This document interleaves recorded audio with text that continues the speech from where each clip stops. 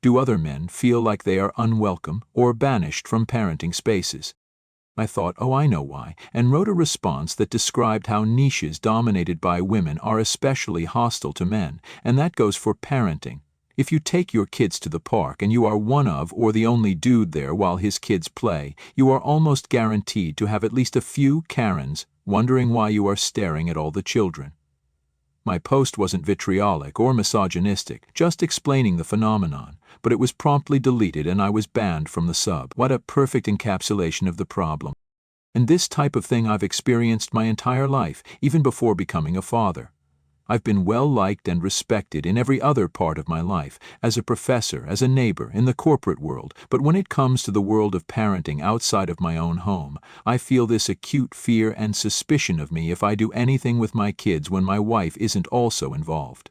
Being a husband and father at home is the best part of my life, and I've considered it a success. Being a good father outside the home has been uncomfortable, and it makes me feel like a creep.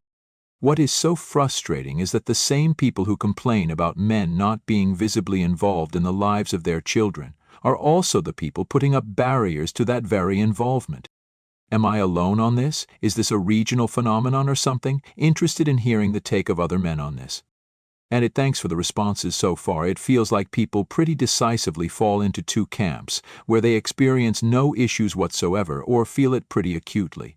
And, of course, the third response, which is you live in a place where male primaries are normalized, lol.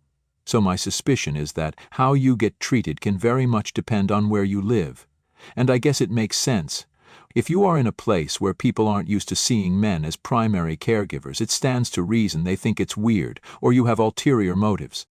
For example, I can tell you that when my kids were young, my area had nearly zero fathers doing what I was doing. I'd bring my toddlers to group-oriented therapy, or to therapies in churches, or the park or library events, or other activities, and there were virtually zero dads. So, moral of the story, sounds like I should have raised my kids in Northern Europe, huh, lol. Story 2. Never had a girlfriend or sex life 34M. And lacking intimacy. I don't know why I even write anything here. It is as senseless as anything else. I am 34 years old and never had a relationship or at least a sex life and some intimacy. My life was super and I've been successful in everything I did. My family took care of me and I always had friends. But missing this very important human basic need, the rejections, the loneliness, and being forced to watch all others eating while you're starving was killing me quite early, and it's killing me for all the years in a very slow and cruel way. I can't think on anything else since puberty, and less with every day which passes by, and if I dream something, it's always the same. For quite 20 years now, it became a devil's circle quite early. You become more and more needy and crazy after these things, and you lose self-esteem and self-confidence and much more with every rejection and year or day you have lost. For normal people, having all this is so common, like teeth brushing. I also have a trauma from all this rejections, being forever alone, the loneliness, that I never can make all this experiences in youth and so on. But yeah, I'll never could experience all that otherwise. It would be different for many years. Nowadays, the chances are few and lesser than 15 years ago. I lost worth of everything, don't have motivation for anything, and I am not interested in anything except one thing. I'm not interested in any hobbies, in any job, in making business/money, hobbies or anything else. I don't mind about that, and it doesn't matter for me. Why should I do this? There is no single reason for, and I don't have power, time, or any reason to do anything, and I am really also not able anymore for anything.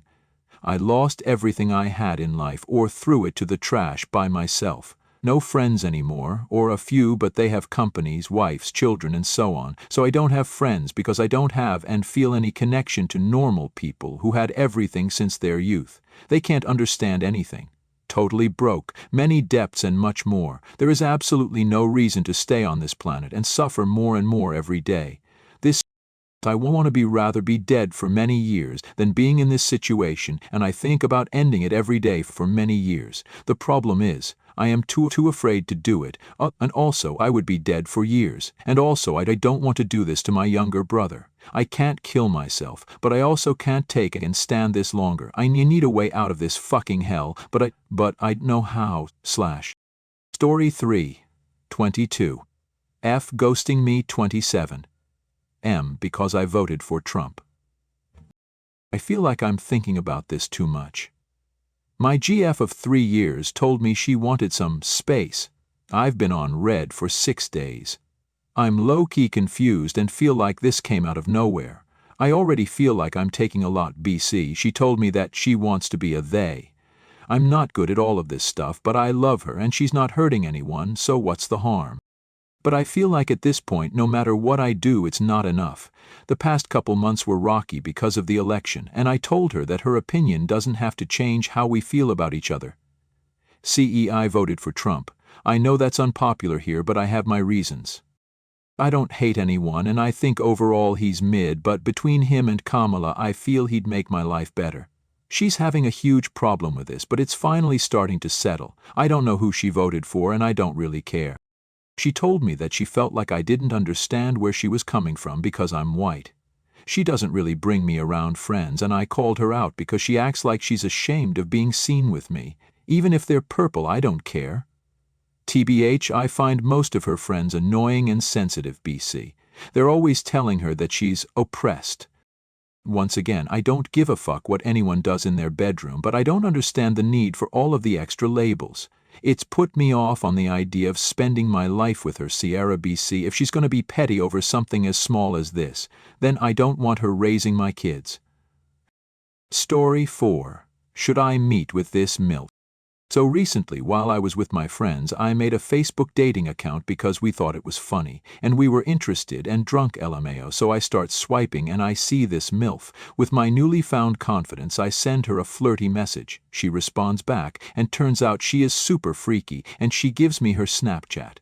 We start talking, and it's clear that it's going to be a one-night stand, and that's cool to me. Later on, I recognize her as one of the principals of back when I used to go to high school, a few years ago. The problem, and where I need your advice, is that I'm scared of meeting her. My post-nut clarity tells me that it's a crazy idea and that it's probably a setup or something, and I get crazy paranoid and a bit disgusting about myself when thinking about banging somebody as old as my parents. But on the other side, 99% of the time I'm really excited to do it, and I feel like it's going to be a crazy experience. If I don't like it, it'll only last an evening and I'll get some crazy dad lore. Also, she sent me some pretty sexy pictures that I don't think somebody trying to set up someone would be willing to send, and she had her Snapchat location turned on.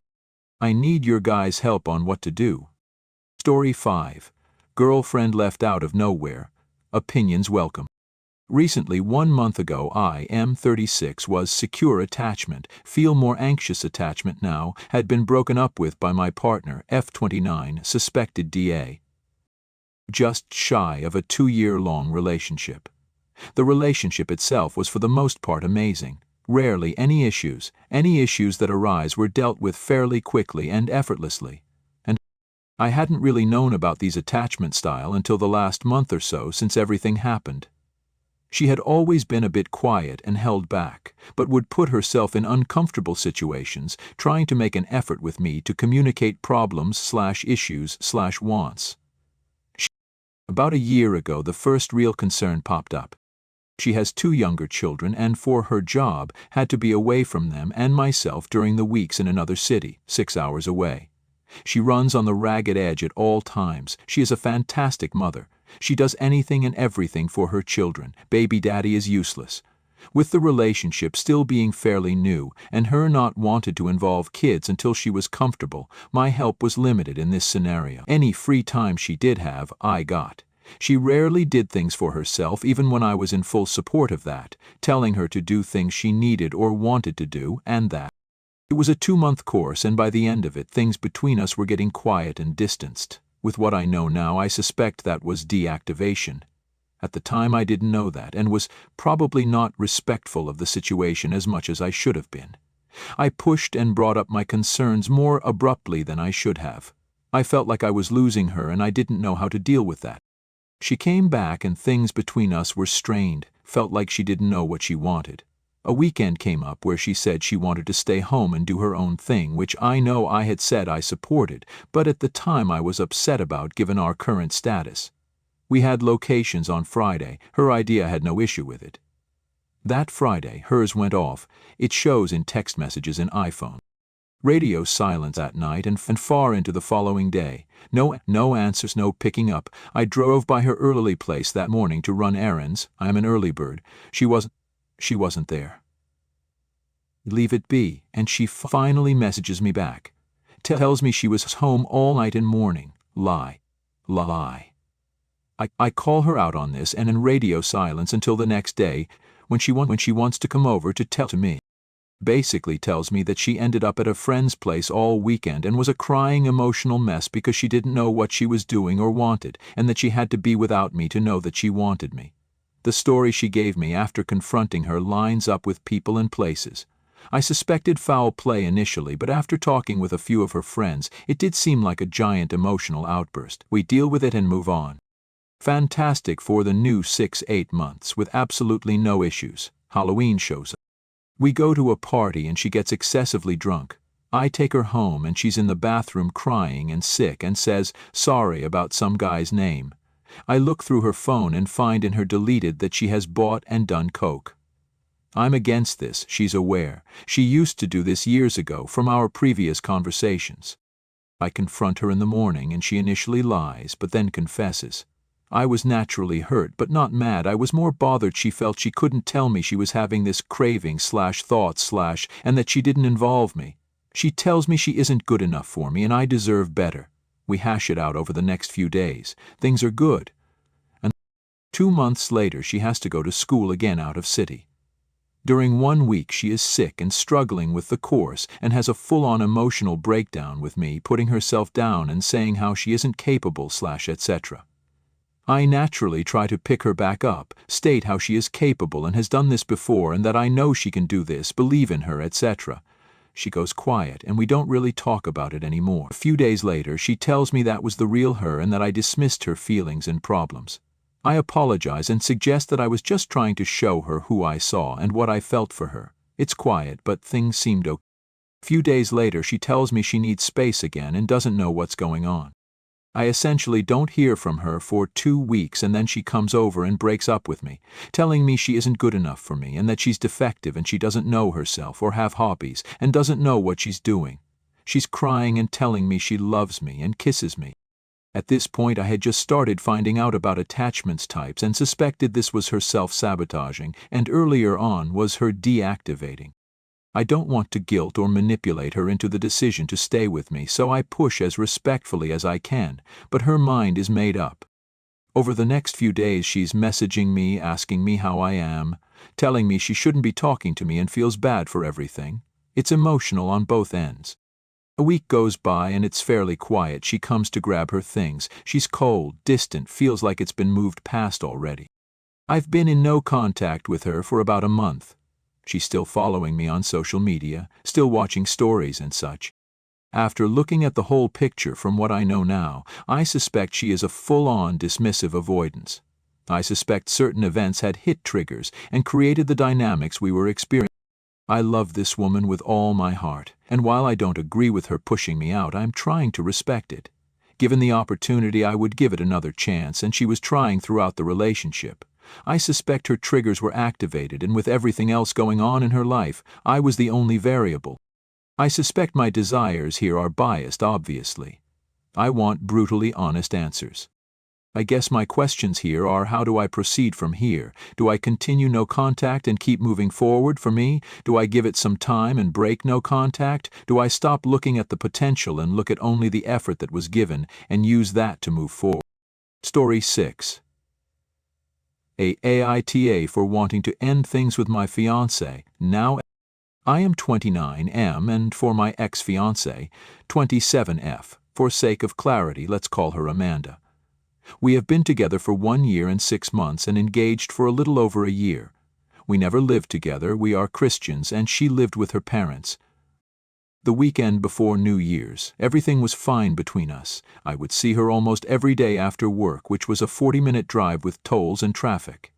To then leave her parents' place at 11 to get home via tolls and highway by 11:30, to then wake up at 6:30 IEMing. On the weekend I was getting sick, but we hung out, we were romantic, affectionate, and all seemed normal. I dropped her off, and as usual I sent her an I love you text and good night text. The next morning she replied good morning my love, and that was it. I called her, she never picked up, and throughout the day I was texting her very romantic and love-related things to her and how I was feeling with my illness. I hear nothing the whole day, and neither the next day, when I saw she never replied to my goodnight message. The next day I decided to check in on her, because I was concerned about her health. She was saying she was sick as well. I told her I'd be on my way to see her. Mind, I never once accused her of doing anything wrong. She finally texted me saying, please don't, I might go to the hospital. She was diagnosed with scoliosis. I was like, hey, let me go with you. My work will understand. I show up to the house with the grandparents there, and we share our location, so I know she is at the house. I go, and I hear people inside, but nothing comes to me to let me inside. Eventually, the dad through the Ring doorbell tells me Amanda is sick and can't come to me and I should leave. She will send me a text. I go back and forth, but I realize here there is a huge problem and I leave. She would later text me that she was calling off the wedding as she felt no longer loved, disrespected over me calling her stupid around 3 months ago. Full transparency, I said, are you fucking stupid? 'Cause her dog was pooping and she kept walking. I told her, hey, the dog is pooping, stop, and she then walked back into the dog and almost in the poop. At this time, this was everything I knew, which made no sense why.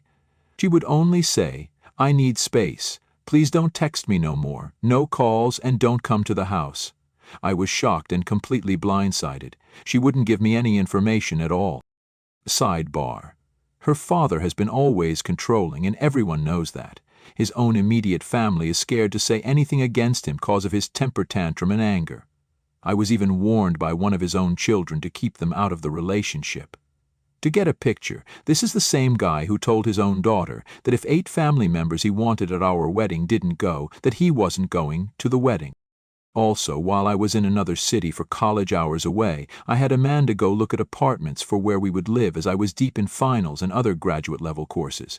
He threatened her that he was going to come get her and take her home if she didn't come home while she was already out. Safe to say, we had lots of arguments, me and Amanda, about her father interfering in our relationship and causing problems. Like when we agreed to a 60-people wedding and he wanted to add the whole 73 family members, making it 120, which they expected me to pay. That was a whole issue that we would argue about every time whenever we wanted to make cuts, and he told her no. Back on track. Eventually on New Year's she messaged me again that she misses me and that she loves me and wants to work things out. We were saying how much we love each other and all very romantic things. She said she loves me still as the day I proposed. Relief, imagine all was well. Well, it would take her 2 hours later to text me, hey, I am ending the relationship. She then blocked my number, blocked me on all social media. I had no more contact with her. It was over. 1 year and 6 months done and go over text. It would take a whole nother day in which she replied to me over Insta. This is hard. I don't know how to handle my feelings about this. I tell her this isn't something to end everything on, especially text. This is our first ever serious obstacle. Long story made short, over the next several days all went to normal. She would tell me she loves me unprovoked and how she misses me and talks about buying house and getting married in March. We picked a day to talk things out so we can finalize basically coming together. After a week and 3 days later, she finally tells me what was her reason. I have nothing to hide, so I'll be fully transparent. Number 1, she was still hurt over a misunderstanding of me and my female friend at a football game that we all went together. At the game, my friend was very drunk and something happened during the game in which I went to my female friend to make a joke about the event. Detail is that we were here with my best friend, my 2 other friends, Amanda and her father, who was her ride. The drunk friend came to me saying, do you want to fight? Jokingly, of course. In the process of her coming to me, she was pushing my friend off the bleacher on which he was standing. I reacted in grabbing my best friend from falling and pushing my female friend back, who was going back and forth with me in the pushing, trying to prevent my friend from falling. My fiancée was behind me, and in her eyes she thought I was pulling her in and back and playfully interacting with my friend. She tells me nothing. Instead, she tells her father, and the father tells me that we're leaving. We're going to walk to my apartment, in which he left his car at. In the middle of the game, I leave to chase after Amanda. After having to deal with a father who has no idea what happened, I was able to talk to Amanda, and she told me that she didn't like that I was flirting and being playful with another woman. Eventually, Amanda came to understand what happened, apologized, as I was protecting my friend. Nor was I being playful, and we agreed that we wouldn't bring this up again because it was nothing but a misunderstanding. Side note, Amanda has severe hearing loss, so she couldn't hear what was happening. That was the first issue, which I thought we resolved. The second was the moment she told me about me calling her fucking stupid, which I apologized for because I shouldn't have said that. The third was she didn't like that I had a deleted photo with my female friend, the same one from the football game. The photo in question was from a graduate school clinic fair that we both had to be there for our clinics. I was able to get a bucket hat from my female friend who wanted to take a picture of us having a bucket hat while representing her clinic. She did not have her phone, so I took a picture, sent it to her, and I deleted it, but not from my deleted file, because I had nothing to hide. I once again explained that I have zero interest in this friend because we are complete opposites. She doesn't want kids. I want kids. She leans politically another way. I lean politically a different way. I am religious. She is not. It makes no sense why I would pursue or cheat with a person who doesn't share anything that I want when I have my fiancé who is everything I want in my wife. It was all for the event, nothing more. I tell my fiancé that, and I believed she had accepted what I told her, and I apologized if I hurt her feelings. She accepted and moved on. The fourth thing was that she was hurt when I went to go eat out with my graduate school friends. The group is 3 girls and 2 guys. All the girls are in a serious relationship and one is engaged. The other man is married and I was engaged. I showed up and only one of the friends was able to go. She was the one that was engaged, who was in an 8-year relationship. I was on the phone with my fiancé at the time and I told her of the situation. She made no remark or any displeasure. I asked her if you were okay with this and she said yes. The fifth was that one day we were in an argument regarding our personal finances. I always told her that I don't want to know about your financial until we get closer to the wedding so we could figure out our financial plan. No need to get into it now. She kept asking, and showing me her financials when I asked her that I don't want to see it because I want us to do so a couple months before the wedding. She did this for a couple of years. She also kept asking me for my financials until we get closer to the wedding. In this argument of her asking, I got fed up and told her to shut the F up, leave it alone, with other profanity words. I immediately realized that what I did was extremely wrong, and I apologized and I told her I'm sorry. She told me, I don't like that you talk to me that way. I apologized and she forgave me. At this moment, from 1 year and 6 months, I have only used that language twice on her. If I could tell you everything I'd done for her, there wouldn't be enough space on the internet for all the things that I did out of love. That being said, I told her most of these things are settled, that you told me that we are good. Why are you holding on to these things if we settled this? If you weren't good, you let me know so we could continue to work on it during that time. Too much time has passed. Additionally, most of those things weren't brought up ever to my attention that it was hurting her, so I couldn't make any adjustments or corrections to things that were hurting her because I never knew outside of the few individualized moments. We talk for 4 hours and I tell her what I would do moving forward because now that I know that this is hurting her, I can make corrections so she won't be hurt. I also apologize for the 2 times I have used the F word on her in the span of 1 year and 6 months. We agreed that all settled and we will move on with the relationship and the wedding. Mind you, when she saw me, she was nothing but smiles, wouldn't let me go, kisses all over and hugging me like crazy because we haven't seen each other for more than 10 days.